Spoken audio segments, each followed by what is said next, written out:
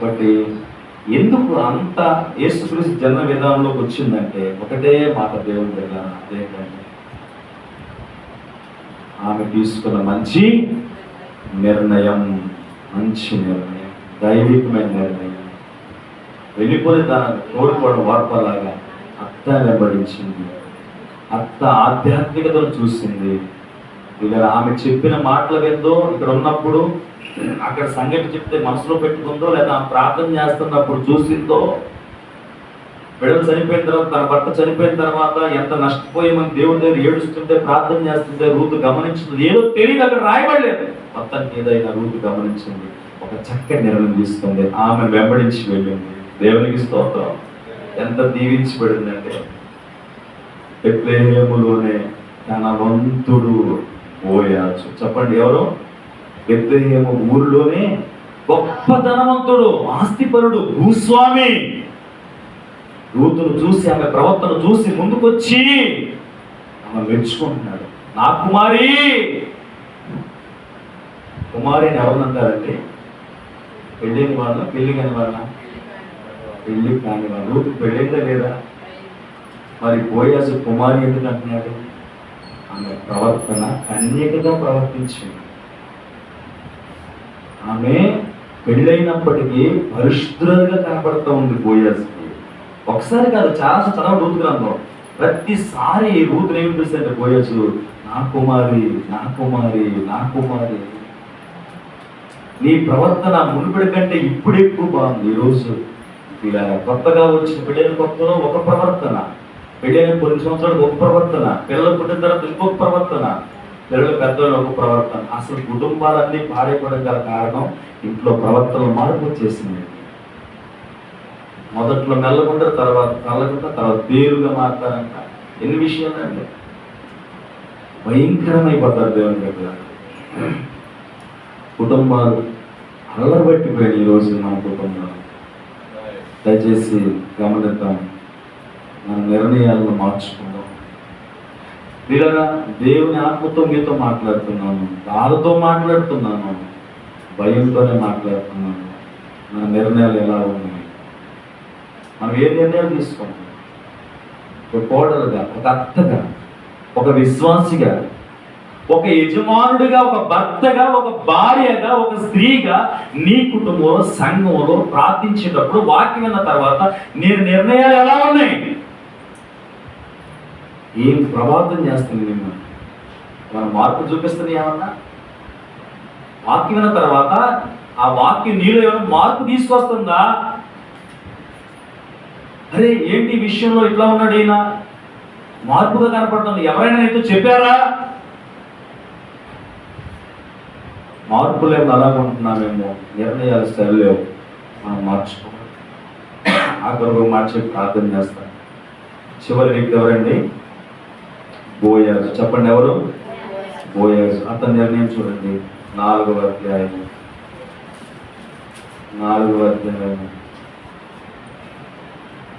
వచనం చదవండి.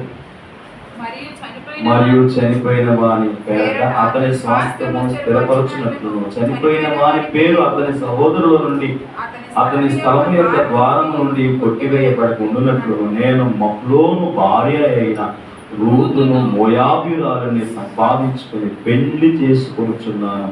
దీనికి మీరు ఈ దినమున సాక్షులై ఉన్నారని పెద్దలతోనూ ప్రజలందరితోనూ చెప్పాను. ఎవరైనా బోయాజు ఏమని నిర్ణయం తీసుకున్నాడు? బోయాజు రూతును పెళ్లి చేసుకోవడానికి ఇష్టపడ్డాడు. నిర్ణయం. ధనవంతుడు, భూస్వామి, గౌరవంగా ఉన్నవాడు, దైవ భయం కలిగిన వాడు ఎవరిని పెళ్లి చేసుకుందామని నిర్ణయం తీసుకున్నాడు? ఒక అన్యురాలను వివాహం చేసుకుని ఇష్టపడ్డాడు. మంచిదంటారా, తప్పంటారా? అన్యురాలనుకుంటున్నాం, కానీ అన్య దేశం నుంచి ఎక్కడికి వచ్చిందామే? ఎక్కడికి వచ్చింది? బెత్లెహేముకి వచ్చింది. ఇది మార్పు కాదంటారా? ఇష్టపడిందా లేదా? వచ్చిన ఈమె ఎలాంటి ప్రవర్తన కలిగి ఉంది? చక్కటి ప్రవర్తన కలిగి ఉంది. లోకాన్ని, యవనస్తులను వెంబడింపగా ఆమె పనేదాము చేసుకుంటా ఉంది. ఇది ఎన్ని గమనించినటువంటి రూతును బోయాజు ఇష్టపడ్డాడు. బోయాజు యేసుక్రీస్తు ప్రభుకి సాదృశ్యం ఉన్నాడు. రూతు సంఘానికి గుర్తుగా ఉంది. నీవు నీ ప్రవర్తనలో మార్పు తెచ్చుకుంటే, నీ నిర్ణయాలు ఆధ్యాత్మికంగా ఉంటే దేవుడు నిన్ను రక్షించుకుంటాడు. దేవునికి స్తోత్రం. మనను ఆశీర్వదిస్తాడు. ఇప్పుడు రూతు పేదమే, పేదరికురాలా? రూతు అనామకురాలా? రూతు విడవబడిందా? రూతు గొడ్రాలా? రూతు విధవరాలా? అనే కాదు, అన్ని దేవుడు చేశాడు. బోయాజు నిర్ణయం, ఈరోజు దేవుని నిర్ణయం ఏంటంటే అన్ని చక్కగా స్థిరపరిచి నిన్ను దేవుడు తన సొత్తుగా చేస్తూ ఆశపడతా ఉన్నాడు. నీకు అన్ని ఇవ్వాలని ఆశపడుతున్నాడు దేవుడు. అయితే నువ్వు తీసుకున్న నిర్ణయం మీదే ఆధారపడి ఉంది నీ ఆత్మీయ జీవితం. అది బాగుండాలన్నా పాడైపోవాలన్నా ఈరోజు నీ నిర్ణయాన్ని ప్రభుత్వం చెప్పి మన లోపాలు ఏంటో సరిదిద్దుకుని యేసుక్రీస్తు రక్తంతో కడగబడి యేసుక్రీస్తు సిలువ వైపు చూస్తూ ఆయన పడిన శ్రమ గుర్తు తెచ్చుకుని ఈరోజు నా స్థితి ఎలాంటిది, ఈరోజు ఏ స్థితిలోకి వచ్చాను, దీనికి అంతటి కారణం ఎవరు అని అనుకుంటూ ఆలోచించుకోవచ్చు. మన నిర్ణయాల్లో మార్పు తెచ్చుకున్నాం.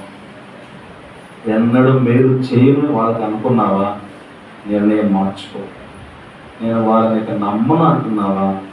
దేవుని పిల్లగా నిర్ణయం మార్చుకో. వారిని ప్రేమించను అన్నావా? నిర్ణయం మార్చుకో. వారితో నేను సమాధాన పడను అనుకుంటున్నావా? నిర్ణయం మార్చుకో. దేవుడు నాకు ఏది చేయలేదు కాబట్టి నేను ప్రార్థన చేయను అనుకున్నావా? నిర్ణయం మార్చుకో. దేవుడు నీ నిర్ణయాన్ని బట్టి దీవిస్తాడు, రక్షిస్తాడు, స్వస్థపరుస్తాడు, బాగు చేస్తాడు, మంచి జీవితాన్ని ఇస్తాడు. ఈ వాక్యంలో దేవుడు మన ఇంటిలో దీవించును గాక. ఆమేన్. ప్రార్థన చేస్తాం.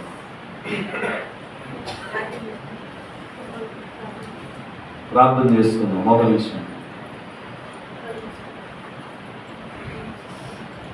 పరమ తండ్రి, నీకు వందనాలు నాయన. నీ మంచి సమయాన్ని మాకు ఇచ్చినందుకు స్తోత్రాలు. విన్నటువంటి ఈ వాక్యమును మేము చక్కగా నేర్చుకుని అంగీకరించి అనుసరించి మా నిర్ణయాలు భౌతికంగా మాత్రమే ఉండకుండా శారీరకంగా మాత్రమే నిర్ణయాలు తీసుకోకుండా అది అన్ని విధాలుగా కూడా సంతృప్తినిచ్చేదిగా, ఆత్మీయంగా ఎదుగుదల తీసుకొచ్చేదిగా ఉండడానికి సహాయం చేయండి.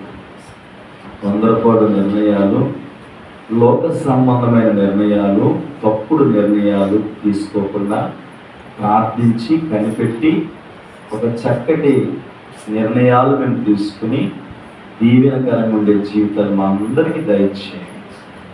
ఎలిమెలెకు, నయోమి, ఓర్ప, రూతు, బోయాజు నిర్ణయాలు మాకు కొన్ని పాఠాలు నేర్పించినాయి. మేము ఆ పాఠాల ప్రకారం నడుచుకుని మేలు పొందుకునే నిర్ణయాలు తీసుకోవడానికి సహాయం చేయండి. విన్న వాక్యాన్ని మా హృదయాలు ముద్రించి భద్రం చేసి దృష్టిరెత్తుకుని పోకుండా కాపాడమని యేసుక్రీస్తు నామములో ప్రార్థిస్తూ ఉన్నాము తండ్రి. ఆమేన్.